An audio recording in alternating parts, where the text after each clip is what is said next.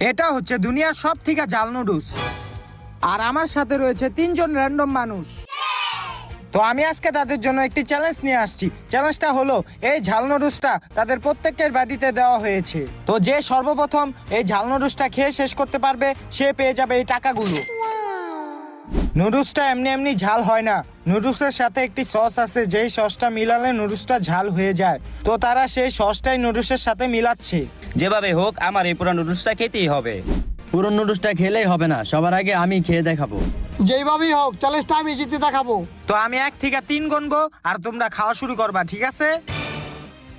1 2 3 শুরু করো। গাইস অবশেষে তারা খাওয়া শুরু করছে। এখন দেখা যাক কে আগে খেয়ে শেষ করতে পারে।